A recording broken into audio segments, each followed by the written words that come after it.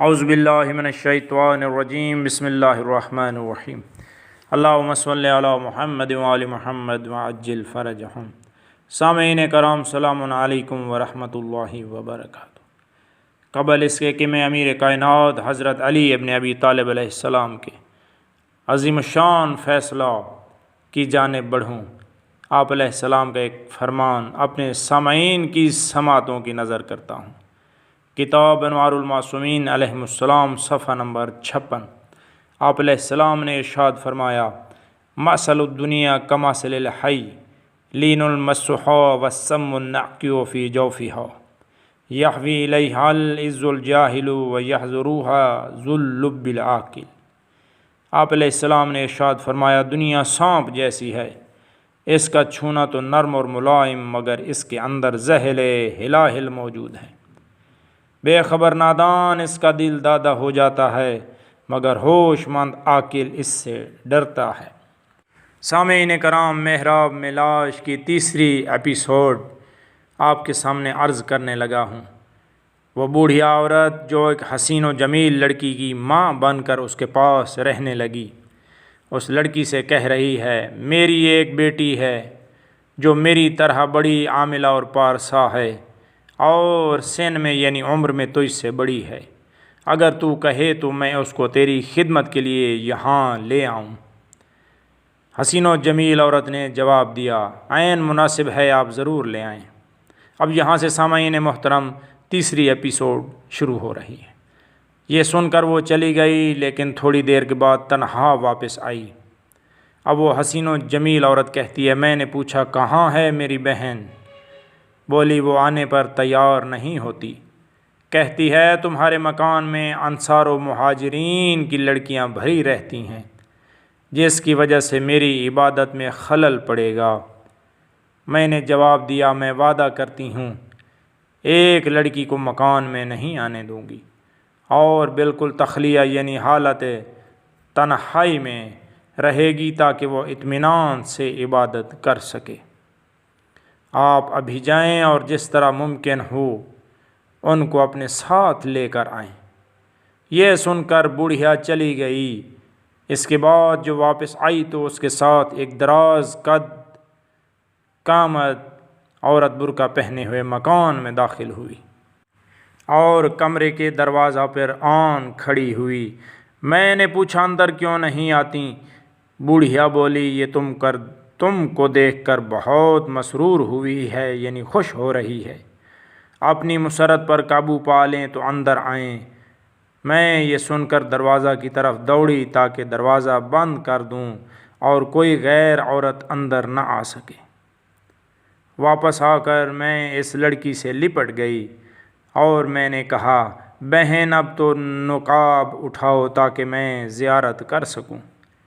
لیکن جس وقت اس نے اپنے چہرہ سے نقاب بلند کیا تو قریب تھا کہ میں غش کھا کر گر پڑوں، کیونکہ میں نے دیکھا کہ اس بجائے کسی عورت کے میرے سامنے ایک لمبا تڑنگا گھنی داڑھی والا جوان کھڑا تھا، جس کے ہاتھوں اور پیروں میں مہندی لگی ہوئی تھی اور عورتوں کا روپ دھارے ہوئے تھا۔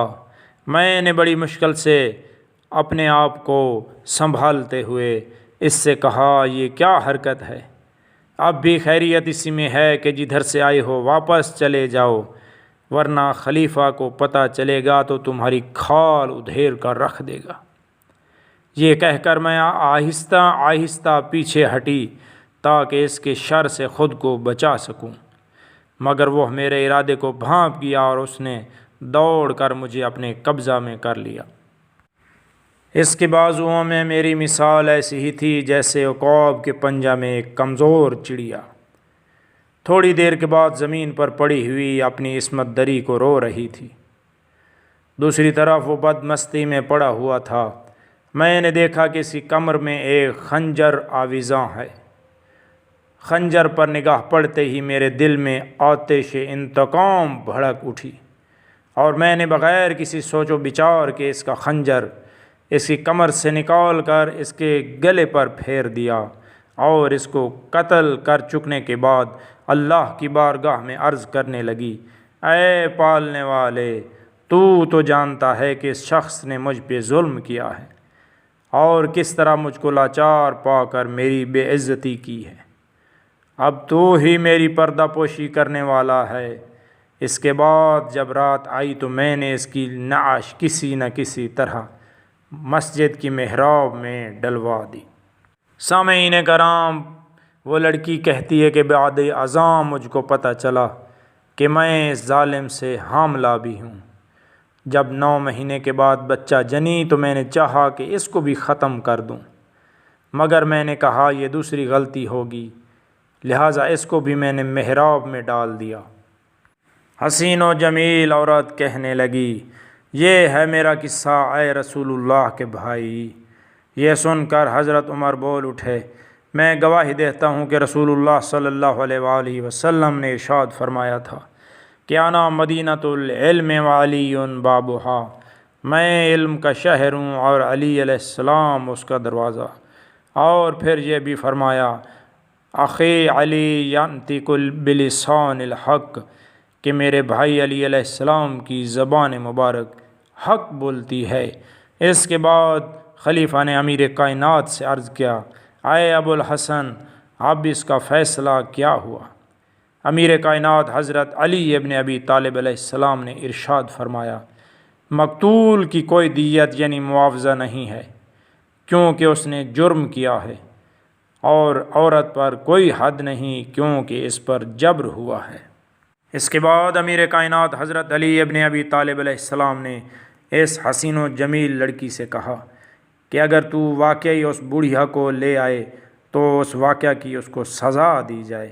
اس خاتون نے 3 روز کی مہلت لی کہ مولا مجھے 3 دن کی مہلت دی جائے، میں کوشش کرتی ہوں شاید وہ مجھے مل جائے۔ آپ علیہ السلام نے فرمایا، بچہ اس عورت کے حوالے کر دو۔ چنانچہ وہ خاتون بچے کو لے کر اپنے مکان پر گئی اور دوسرے روز سے ہی اس بڑھیا کو ڈھونڈنے میں لگی۔ اتفاق سے اگلے ہی دن اس بوڑھی عورت سے اس کی ملاقات ہو گئی۔ عورت نے اس کو فوراً گرفتار کر لیا۔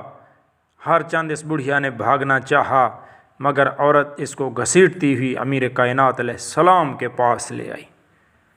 حضرت علی علیہ السلام نے ارشاد فرمایا، اے دشمن خدا، کیا تو نہیں جانتی کہ میں علی ابن ابی طالب ہوں؟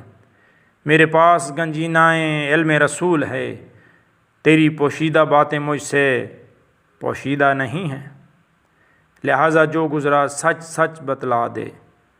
مولا میں تو اس عورت کو پہچانتی نہیں، یہ کون ہے اور اس کا کیا قصہ ہے؟ بوڑھیا نے جواب دیا۔ امیر کائنات حضرت علی ابن ابی طالب علیہ السلام نے فرمایا، قسم کھا لو گی؟ بوڑھیا نے جواب دیا، جی ہاں۔ آپ علیہ السلام نے ارشاد فرمایا، اچھا تو اپنا ہاتھ قبر رسول پر رکھ کر قسم کھاؤ۔ بوڑھیا جلدی سے آپ صلی اللہ علیہ وآلہ وسلم کی قبر مبارک کی طرف بڑھی اور قبر رسول پر ہاتھ رکھ کر اس نے جو ہی قسم کھائی تو اس کا چہرہ توے کی طرح سیاہ ہو گیا۔ امیر کائنات علیہ السلام نے حکم دیا کہ آئینہ لایا جائے۔ جب آئینہ میں اس بڑھیا نے اپنا منہ دیکھا تو چیخنے چلانے لگی۔ حضرت امیر کائنات علیہ السلام نے پھر پروردگار عالم کی بارگاہ میں دعا کی کہ اے پروردگار، یہ بوڑھیا اپنی توبہ میں اگر سچی ہے تو اس کو چہرے کو سفید فرما دے، مگر چہرہ سیاہی کی طرح کالا ہی رہا۔ امیر کائنات حضرت علی ابن ابی طالب علیہ السلام نے کہا، اے بوڑھیا، تو نے کیسی توبہ کی ہے، اللہ نے تجھ کو معاف نہیں کیا۔ تاجدار دکن نے امیر کائنات حضرت علی ابن ابی طالب علیہ السلام کی شان میں کیا خوب کہا، جو سچ کہو تو خدائی میں بندہ یکتا، علی کو بعد رسالت معاب سمجھے ہیں۔ سامعین کرام، امید ہے آپ کو میری یہ ویڈیو ضرور پسند آئی ہوگی۔ پسند آئی تو لائک کریں، میرے چینل کو سبسکرائب کریں اور کمنٹ سیکشن میں اپنی رائے کا اظہار ضرور فرمائیں۔